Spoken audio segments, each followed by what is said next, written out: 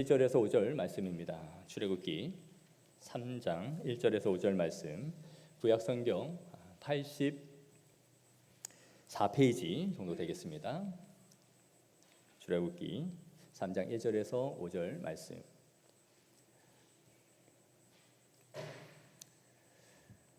우리 교독하도록 하겠습니다. 제가 먼저 읽겠습니다.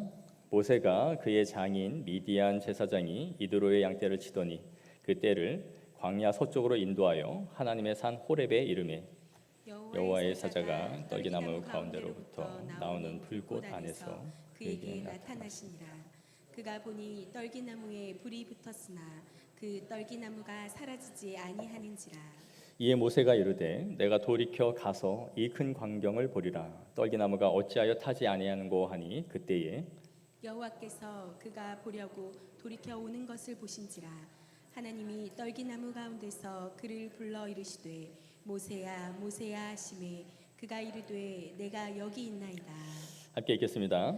하나님이 이르시되 이리로 가까이 오지 말라. 내가 선 곳은 거룩한 땅이니 내 발에서 신을 벗으라. 아멘. 오늘 우리는 구원 영광된 하나님의 계획이라는 이 시리즈 설교의 첫 번째 시간을 갖고자 합니다. 오늘은 하나님의 영광된 부르심이라는 부분으로 강의를 하고자 하는데요. 하나님의 부르심, 콜링 혹은 또 소명이라고 말하는 이 부분을 다루고자 합니다.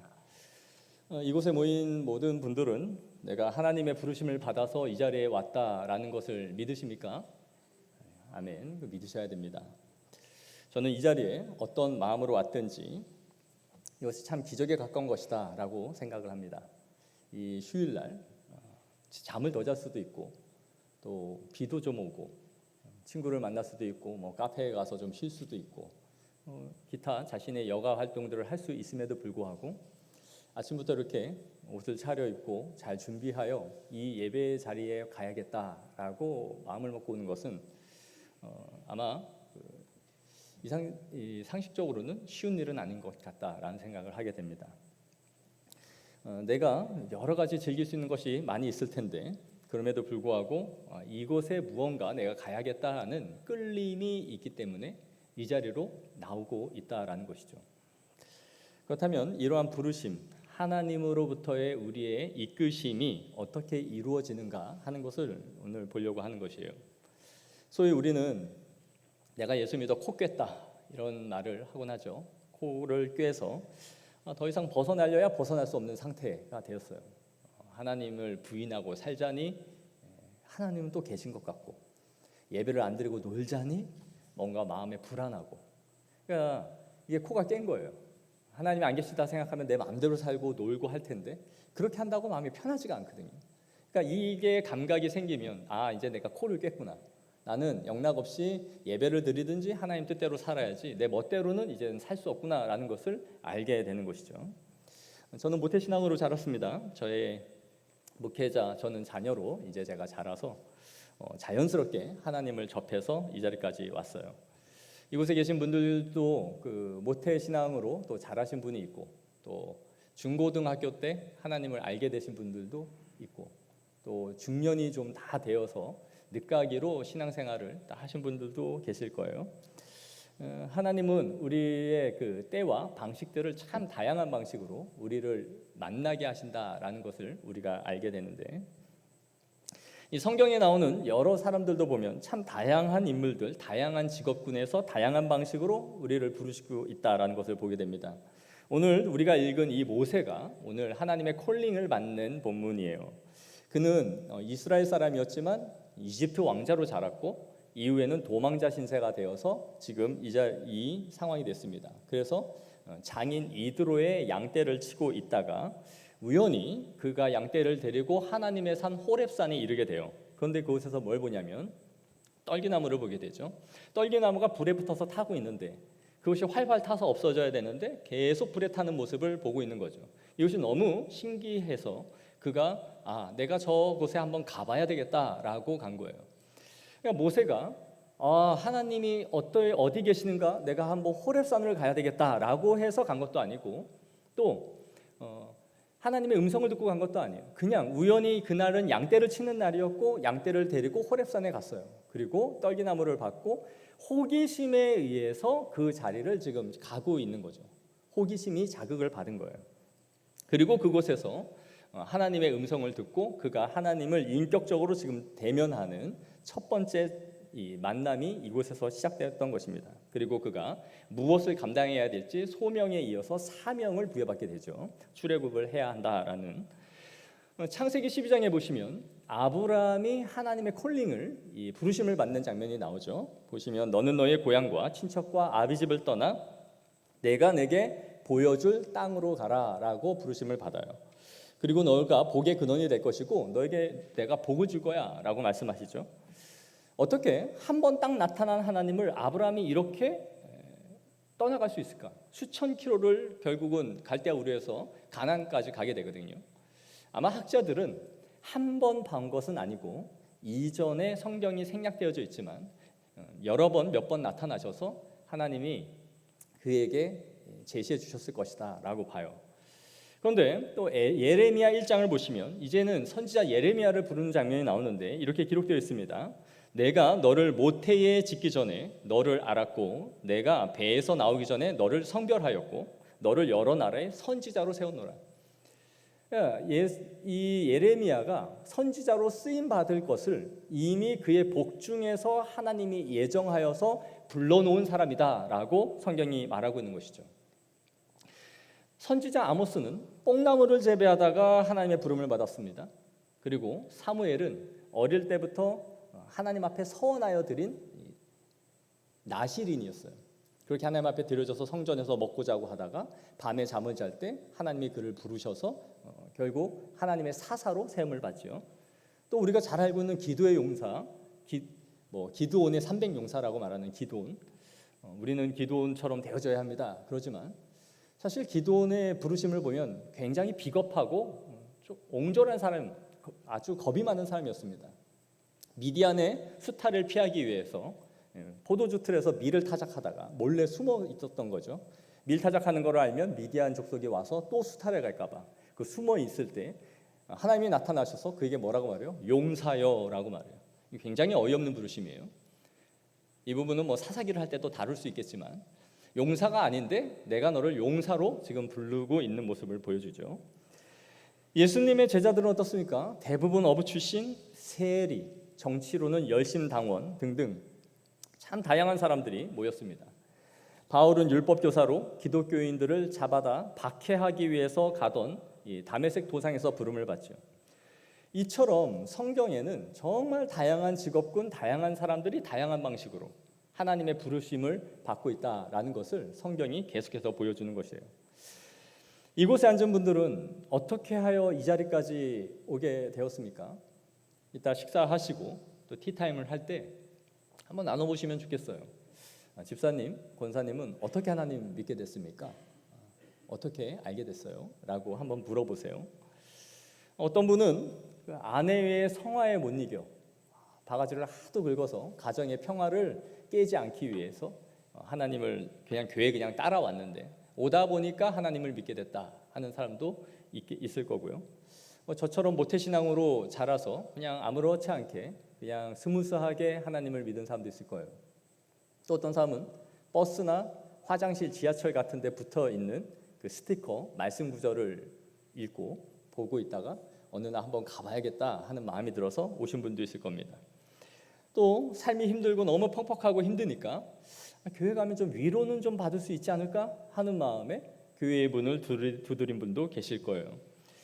또 맨날 전도지 똑같은 곳에서 나누어주는 그 아줌마가 주는 그 전도지 맨날 사탕만 먹고 전도지는 버리고 휴지는 쓰고 전도지는 찢어버렸는데 어느 순간 용변 보면서 한번 쓱 읽었는데 이 말씀 보면서 가야 되지 않을까? 가볼까? 하는 생각이 들어서 또 교회를 다니기 시작한 분도 있을 겁니다. 또 중고등학교 때 수련회 친구 따라갔다가 그곳에서 또 하나님을 인격적으로 만나는 사람도 있죠. 지인의 권유에 의해서 전도 축제 같은 데 따라갔다가 코 깨가지고 또 영락 없는 기독교인이 되는 그리스도인을 만나는 일들이 심심치 않게 벌어지는 거예요. 이렇게 참 다양하게 하나님이 여러 방식들을 통해 우리를 부르시는 것이죠. 이것을 뭐라고 하느냐 하면 우리는 외적인 부르심이라고 말하는 거예요. 외적인 부르심. 그러니까 나의 밖에서 누군가가 나를 이끌어가는 것이죠. 성경에서도 다양한 직업, 다양한 상황 속에서 부르시는 것처럼 하나님은 오늘날도 상당히 다양한 방식들을 통해서 우리를 구원의 자리로 이끌어가고 계시다라는 것입니다. 그리고 그 과정은 천편일률적이지가 않아요. 똑같은 방식으로 하나님을 믿는 게 아니라 매우 다양한 방식으로 하나님을 만나고 있는 것이죠. 그런데 우리는 가끔 이런 분들이 있습니다. 목사님, 어떤 분을 보면요, 꿈에서 하나님을 만났다고 하는 분이 있어요. 교회 가라, 교회 가라. 그래가지고 교회를 다녔다는 분도 있고요.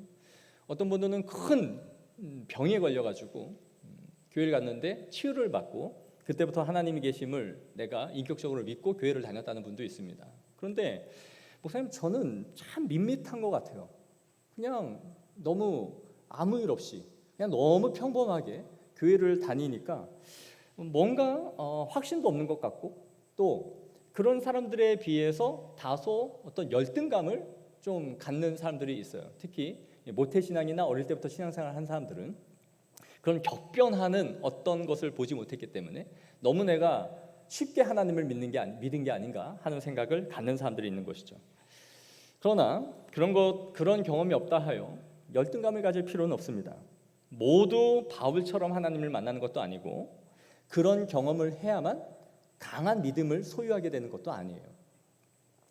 저는 병고침을 받고 나서 세상으로 떠나가는 사람들을 종종 보았습니다. 하나님께서 이 문제 하나만 잘 해결해 주시면 내가 그때부터는 하나님 계심을 믿고 살겠다라고 했다가 그 문제가 다 해결됐음에도 불구하고 신앙을 등지는 사람들을 종종 많이 봤어요. 제가 아는 권사님 한 분 조카가 젊은 나이에 20, 30대의 젊은 조카가 머리에 굉장히 큰 종양이 발견됐어요. 계란 크기만한. 의사가 이걸 보고 깜짝 놀라서 빠르게 수술을 하지 않으면 이거 굉장히 위험하다라고 선고를 했습니다.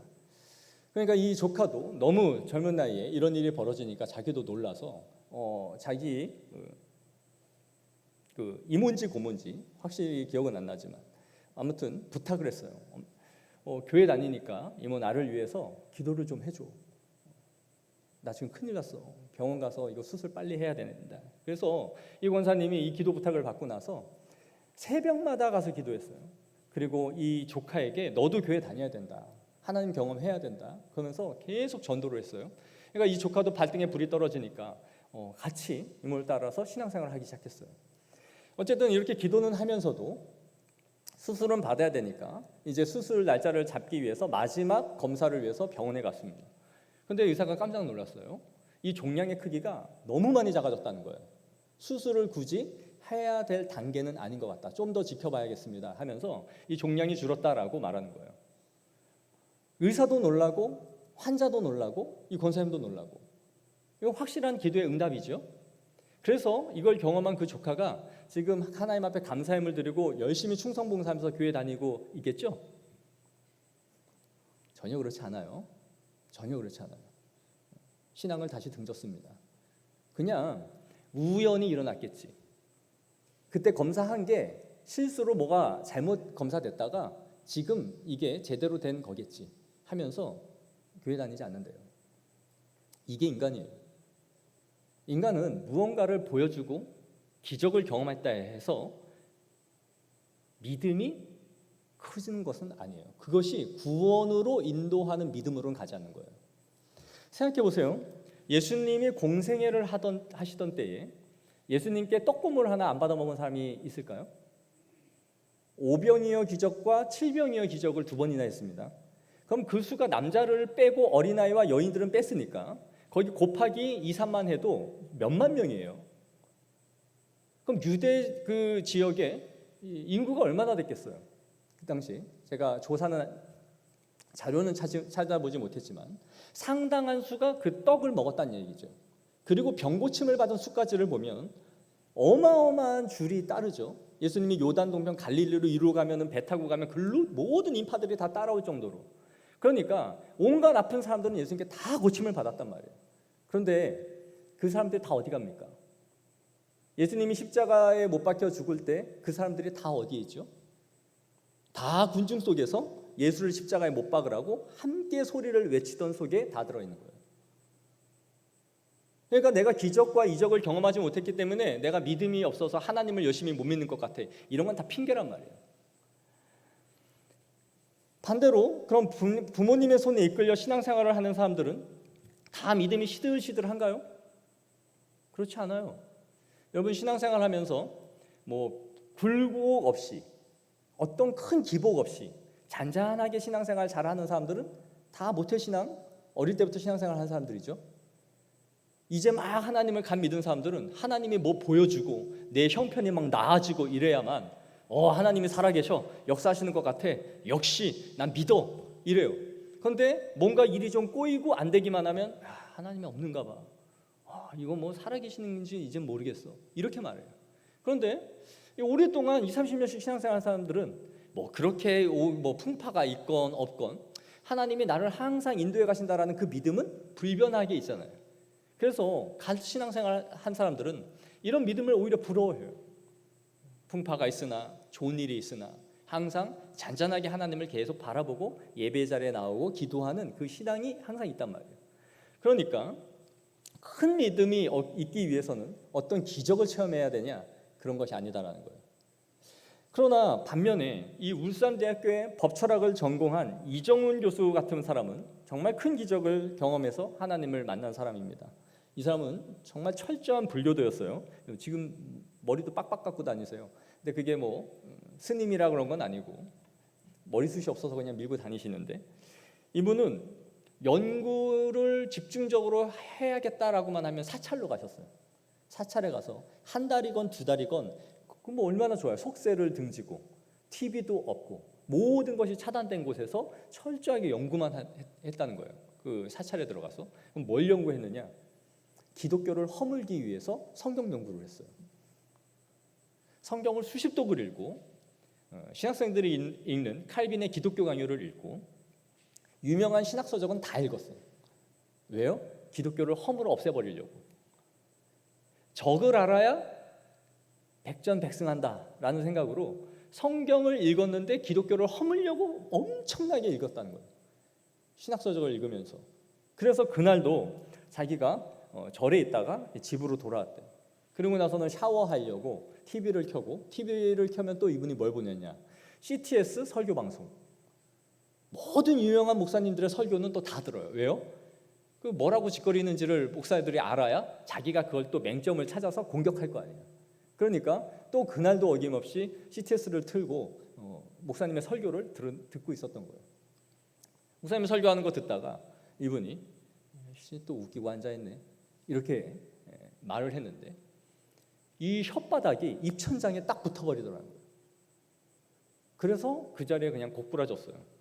그리고 그게 시간이 몇 시간인지는 기억이 안 나지만 자기가 그 엎드려 있는 동안에 느낀 게 무엇이냐면, 내가 죄인이구나, 하나님이 정말 살아계시구나, 내가 교회를 비방하고 또 예수 믿는 사람들을 조롱하지만, 그리고 교회를 허물기 위해서 이렇게 연구를 철저하게 했지만 내가 죄인이구나, 그리고 그 교회에 지키시는 하나님이 살아계시구나라는 걸 철저하게 경험한 거예요. 그래서 이 사람이 회심을 하여 전향을 하게 됩니다. 그리고 나서 지금은 뭘 해요? 자기가 기독교를 허물기 위해 만들었던 그 단체를 이제는 빠져나와서 그 단체를 허물기 위해서 기독교 입장에서 변증하고 공격하는 일을 해요. 그래서 동성애를 합법화시키려는 이 이유가 무엇인지를 찾아내고 그걸 통해 그들이 이루고자 하는 것이 무엇인지, 그것이 법의 어떠한 방식으로 우리가 막을 수 있는지, 이러한 것들을 교회에 제공하는 일을 하게 됐던 것이죠. 이렇게 하나님은 우리의 의지와 마음을 꺾고 부르시는 이 다양한 방식들을 사용하고 계시다라는 것입니다. 그래서 이 지적인 것을 추구하는 사람들은 지적인 방식으로 부르세요. 이 C.S. 루이스 같은 사람들.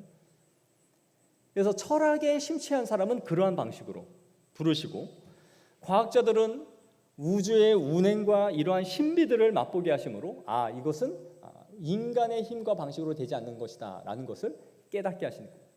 또 삶의 어려움과 환경, 사업의 힘듦, 또 자녀와의 관계의 문제, 부부와의 여러 가정의 문제들, 이러한 것을 통해서 하나님을 만날 만한 다양한 방식들을 우리에게 사용하셔서 계속 하나님께로 이끄시는 콜링이 있는 거예요. 그렇다면 우리는 궁금한 게 하나 생기죠. 목사님, 왜 누구는 똑같은 경험을 했는데 누구는 하나님을 믿고 누구는 하나님을 믿지 않습니까? 왜 누구는 똑같이 수련회에 참석했는데 한 사람은 하나님을 믿고 한 사람은 마음의 변화가 일어나지 않습니까? 한 사람이 똑같이 전도지를 받았는데 누군가는 교회를 한번 가볼까 하는 마음이 든다면 누군가는 왜 더 저항하는 마음이 들고 그들을 욕을 하고 떠나갈까요? 왜 목사님 똑같은 시간에 똑같은 성도들이 모여서 똑같은 설교를 이 시간 동시에 들었는데 한 사람은 이 설교를 통하여 구원에 이루고자 하는 갈망과 마음의 확신을 갖고 왜 누구는 똑같이 터덜터덜 문 밖을 빠져나가면서 오늘도 그냥 있다가 간다라는 마음으로 밥이나 먹자 하고 가고 끝날까요? 왜 이런 일이 벌어집니까, 목사님? 이런 생각이 들 수 있죠. 자, 외부에서 나에게 복음을 전해주는 것을 우리는 외적인 부르심 혹은 외적인 소명이라고 한다라고 말씀을 드렸어요. 그러면 우리의 이 영혼이 변화되는 것은 외적인 초청만으로 이루어지는 것이 아니라 우리 안에 내적인 소명이 일어나야 돼요. 내적인 부르심이 있어야 돼요. 이 내적인 부르심은 누가 우리를 부르시는 것이냐 하면 성령의 부르심이에요. 내적인 소명, 내적인 콜링이 있을 때에 내가 이끌림을 받게 되는 거예요. 그래서 내적인 부르심이 없다면 우리의 모든 외적인 부르심, 설교를 포함하여 전도를 포함하여 모든 것들은 복음을 믿기 위한 예비적인 수단은 될 수 있을지 모르지만 결정적으로 우리의 마음을 바꾸는 일은 영향을 미치지 못한다라는 것이죠. 그래서 어떤 사람은 한 번에 하나님을 믿는 사람들이 있어요. 교회에 한 번 왔다가 전도지에 한 번 받고 그렇게 빠르게 믿는 사람들이 있지만 대부분의 사람들은 수없이 전도지를 받고 누구의 손에 이끌려서든 자율이 아닌 타율에 의해서 왔다 할지라도 여러 번 설교를 듣고 그러다가 조금씩 마음의 균열이 일어나고 변화가 되는 것이죠. 이렇게 외적인 부르심은 계속해서 반복이 되지만 결정적으로 마음의 변화를 일으키고 새 사람으로 우리를 부르시는 그 부르심은 성령의 부르심, 내적인 콜링이 있을 때만이 일어나는 거예요.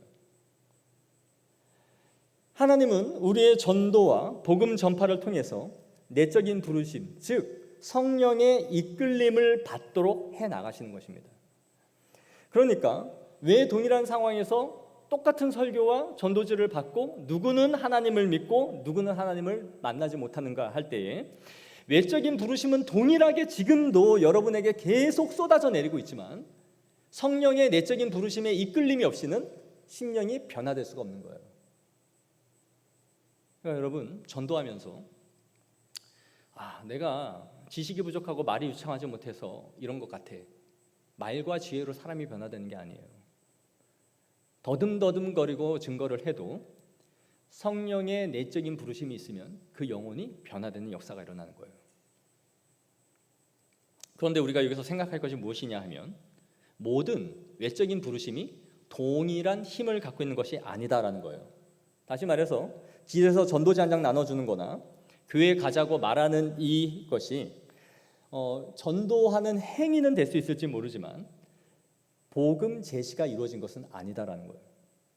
전도라 함은 반드시 복음의 제시가 이루어져야 돼요.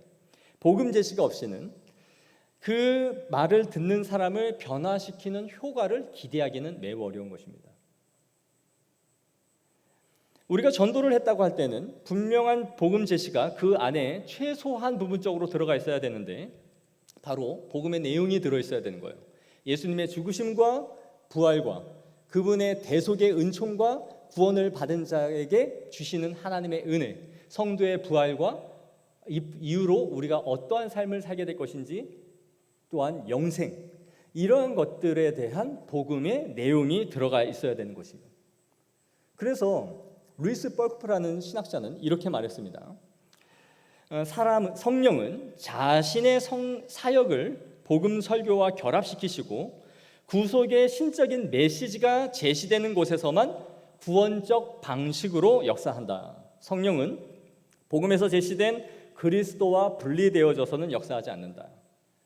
그러니까 우리가 흔히 복음을 전도하면서 하나님은 당신을 사랑하십니다 라고 하면서 전도지를 주는 것, 그것은 물론 도움이 없다라고 말할 수는 없겠지만 복음 제시가 확실하게 이루어진 전도라고는 말하기가 어려운 거예요. 왜냐하면 복음의 요체를 담고 있는 메시지가 되지 않기 때문인 것이죠. 그러니까 우리는, 그리스도인들은 이 복음을 항상 준비되어져 있어야 되는 거예요. 내가 믿는 신앙이 무엇이며 무엇을 믿고 있고 그것을 누구에게 전할 수 있는지, 이것이 준비되어져 있어야 하는 거예요. 너 주일날 교회 간다며, 일요일날 교회 간다며, 어때? 와봐. 뭐 좋은 말씀해, 좋은 말씀해. 목사님이 뭐 좋은 말씀하고 밥도 줘, 커피도 주고 와봐. 물론 교회로 데려오는 건 좋지만 이게 전도는 아니에요. 복음 제시가 빠져 있는 거죠. 우리는 그래요. 목사님 전도지 주는 것도 사람들이 안 받아가지고 그 고생을 하는데 그 내가 말하는 복음 제시를 누가 듣는다고 그걸 그렇게 준비합니까? 근데 여러분, 복음의 제시를 듣고 기다리는 사람들이 있어요. 전도를 안 한 사람은 모르지만 나가보시면 누군가가 끌어주기만 하면 가려고 마음 먹고 있는 사람들을 만나게 하신단 말이에요. 이게 성령의 역사예요. 희한한 일이 벌어져요. 지나가는 사람이 막 바쁜데 누가 나한테 시간을 내줄까? 이거 듣겠다고 누가 옆에 앉아있을까 하는데 듣는 사람이 있단 말이에요. 정말 이거를 경험한 사람들은 전도를 그래서 쉬지 못하는 거예요. 왜요? 나가면 듣고자 하는 사람이 예비되어져 있다는 걸 믿기 때문이에요.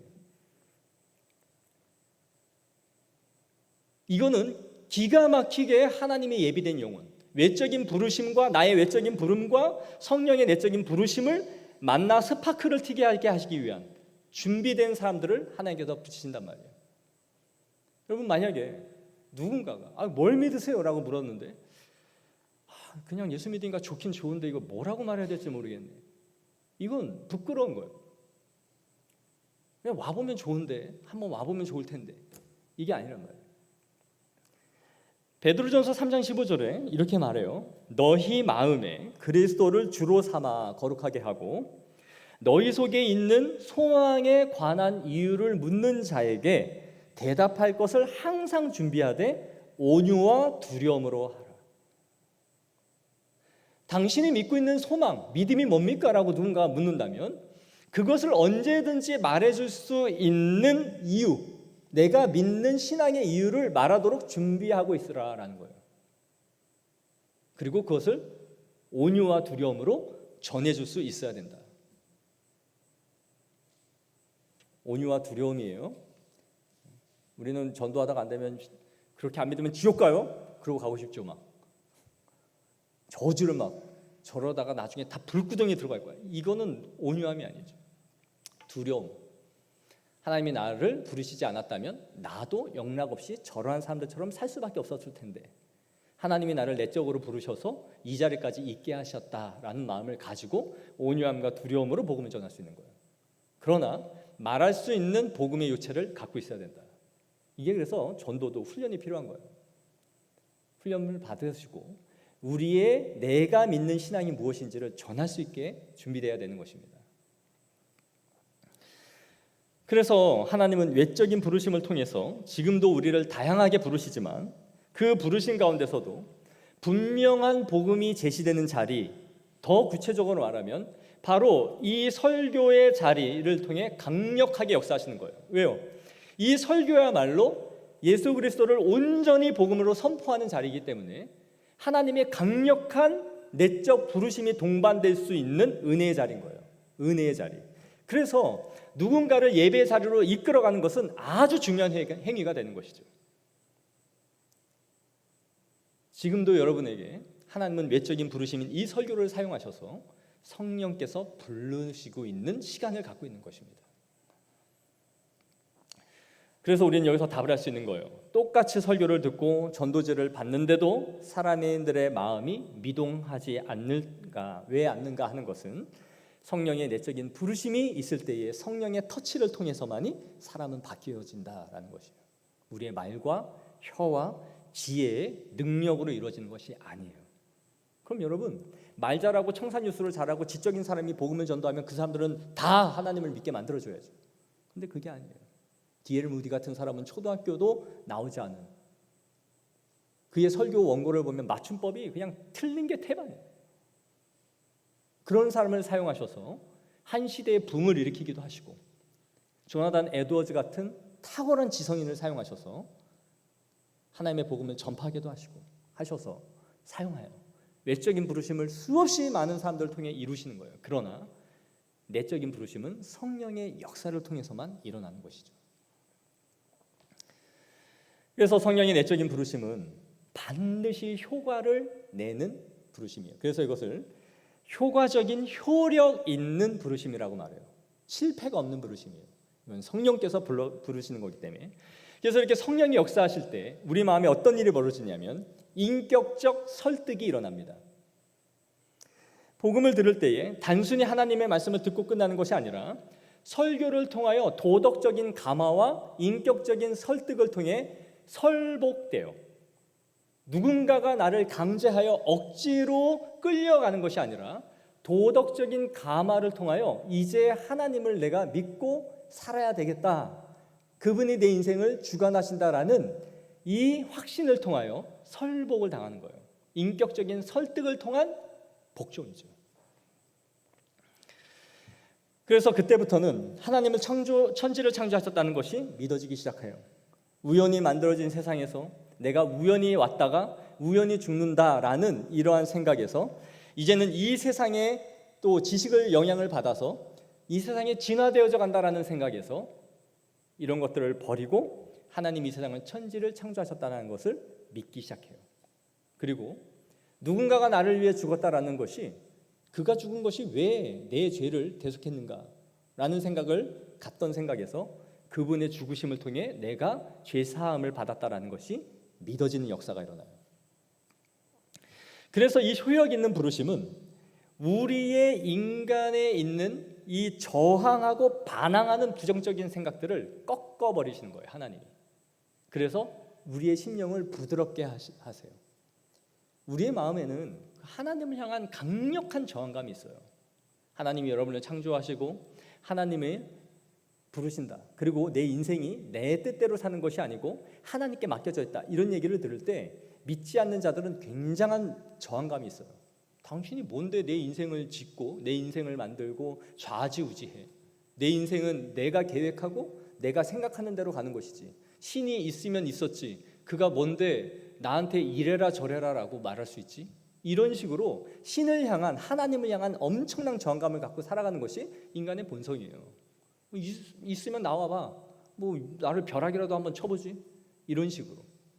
그러나 이 인격적인 설복이 성령의 이끌리심이 있고 난 이후에는 심령이 말랑말랑해져요. 그래서 말씀을 읽으면, 말씀을 들으면 듣는 대로 그것이 심장에 박히기 시작해요. 그리고 은혜를 받는 단계에 이르게 돼요. 이것이 변화인 거예요.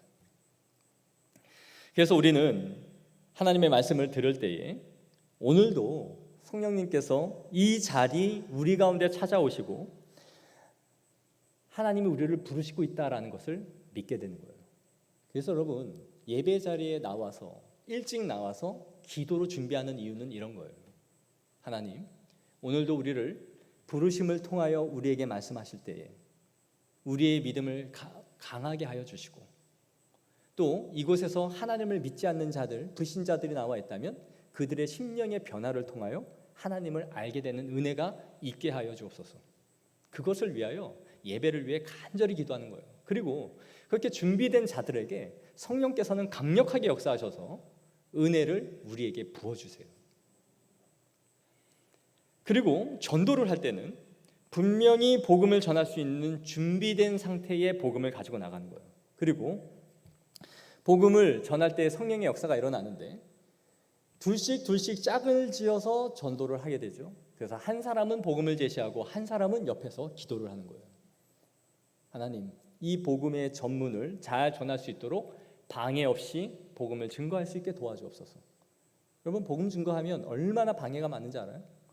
이 지인 아는 사람 만나가지고 뭐해? 막 말 걸고 전화 오고 또 이 전화는 또 받아야 됩니다. 그러면서 하면 복음 전하다가 뚝뚝 끊기고 그러다가 급해서 가야 돼요. 그러면은 복음을 못 전한단 말이에요. 그러니까 한 사람은 하나님, 이 사람의 이 외적인 부르심이 성령의 역사가 일어날 수 있도록 복음을 온전히 전할 수 있도록 도와달라라고 계속 기도하는 거예요. 그렇다고 막 주여 믿사오니 아버지 하나님 도와주시고 막 이런 식으로 하면 이제 도망가겠죠. 아, 이 교회는 이단인가 보다. 좀 이상하다. 그렇게 하는 게 아니라 눈을 뜨고 같이 옆에서 있지만 마음으로 계속 기도하여 한 영혼을 이끄시는 하나님의 능력을 보게 해달라고 그렇게 전도를 하러 나가야 되는 거예요. 그럼 힘이 있는 거예요. 한 사람의 기도와 한 사람의 복음 전파를 계속 교대로 이끌어가는 것이죠. 또한 이 외적인 부르심은 큰 성령의 역사가 일어나지 않는다 하여 끝나고 마는 게 아니에요. 내가 전도지 주고 복음 전하고 설교했는데 한 사람도 변하지 않고 끝이 났다? 아, 오늘도 그냥 아무것도 없이 끝났구나. 그게 아니에요. 말씀드린 것처럼 외적인 부르심은 복음의 예비적인 준비를 한다 그랬어요. 한 번 전도를 하여 누구라도 한 번에 하나님을 믿는 사람이 없죠. 그러니까 이 시간 말씀을 통해 듣고 또 듣고 하면서 그 사람에게는 복음이 쌓여서 예비적인 준비 상태로 만들어가는 역사가 있는 거예요. 그러니까 끊임없이 외적인 부르심을 해야 되는 것이에요. 그리고 또 하나는 완강하게 복음을 전함에도 불구하고 완강하게 복음을 거부하는 자들에게는 하나님의 심판이 선고되는 시간이에요. 우리가 입술로 심판을 선고하지는 않지만 그들이 하나님 앞에 나중에 섰을 때에 하나님, 아무도 복음을 전해주는 사람이 없어서 내가 하나님 못 믿었을 뿐입니다 라고 말할 수 없도록 핑계하지 못하도록 하는 거예요. 그래서 그들이 하나님 앞에 섰을 때에 아무도 핑계하지 못해요. 내가 몰라서 듣지 못해서 그래서 하나님 안 믿었습니다 하지 못하도록 하는 심판의 선고가 바로 우리의 전도요 설교인 것이죠. 사랑하는 성도 여러분, 말씀을 맺겠습니다. 그래서 우리는 끊임없이 복음을 선포하고 전하는 교회가 돼야 돼요. 그리고 복음을 담지하고 전하는 성도들이 되어져야 합니다. 이 반복되는 외적인 우리의 콜링을 통해서 성령께서는 그 복음이 있는 곳에 내적인 부르심을 우리를 이끄셔서 구원으로 계속 이끌어 가시는 거예요. 그래서 내 주변에 있는 사람들, 우리의 밖에 있는 사람들에게 끊임없이 복음을 증거하면 하나님을 만날 만한 사람들을 우리에게 붙이셔서 이끌으시는 은혜의 역사가 일어나는 것입니다.